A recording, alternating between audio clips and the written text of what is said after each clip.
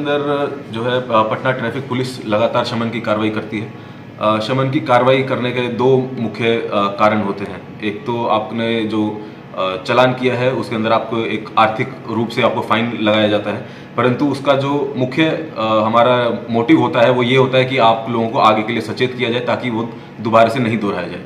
परंतु आज पिछले 6 महीने में हमने ऐसे लोगों की कुछ लिस्ट निकाली है जिन लोगों को के द्वारा बार बार रिपीटेड ऑफेंस किए गए हैं, जिनके द्वारा 5 से अधिक बार उनके ऊपर चालान हुआ है और कम से कम 2 तरीके के चालान उनके ऊपर हुए हैं। ऐसे 5691 लोगों का लाइसेंस सस्पेंड करने के लिए हमने जो DTO कार्यालय है उनको अनुशंसा की है। साथ ही साथ ऐसे भी कुछ लोग हैं जिनके ऊपर 20 से भी अधिक चालान हुए पिछले 6 महीने में, उनका हमने लाइसेंस कैंसिल करने का प्रस्ताव भेज दिया है। इससे यह प्रतीत होता है कि ऐसे लोगों को जो लाइसेंस मिला हुआ है वो उस लाइसेंस को होल्ड करने के लायक नहीं है।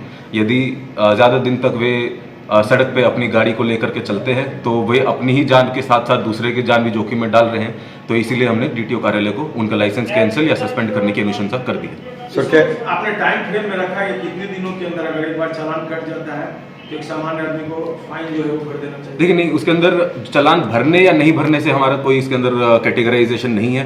यदि आपका चालान कटा है और वो सही तरीके से कटा है तो इसका मतलब आपने उसका नियम का उल्लंघन किया है। इसका मतलब ये नहीं है कि आप अपनी मनमर्जी से 20 चालान पहले कटवा लीजिए और उसके बाद उसका फाइन आप भर दीजिए।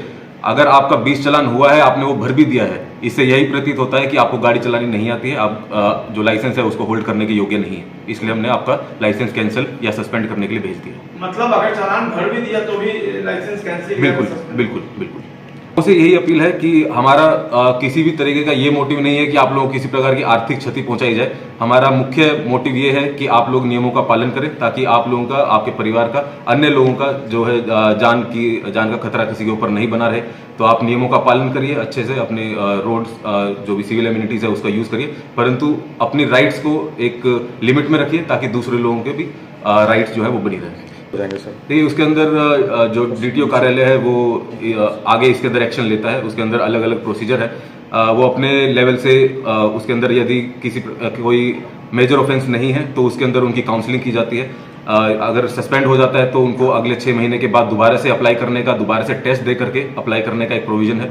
तो वो हमने DTO कार्यालय के ऊपर छोड़ा है कि वो किस तरह से प्रोसीजर फॉलो करता है। अगर कैंसिल लाइसेंस पे फिर से वो ड्राइव करते हुए पकड़े जाते हैं देखिए उसके अंदर आपकी जो गाड़ी है वो जब्त करने का भी प्रोविजन है, आपके ऊपर क्रिमिनल केस करने का भी प्रोविजन है, जो कि हम लोग करेंगे। तो ऐसे ही तमाम खबरों के लिए आप सभी बने रहिए हमारे साथ और देखते रहिए बिहार उज्जवल न्यूज। अब तक हमारे YouTube चैनल को सब्सक्राइब नहीं किया है तो जल्दी से सब्सक्राइब कर लीजिए। फेसबुक पेज को भी फॉलो कीजिए। वीडियो पसंद आए तो खूब लाइक कीजिए, शेयर कीजिए, कमेंट कीजिए। वीडियो देखने के लिए आप सभी का धन्यवाद।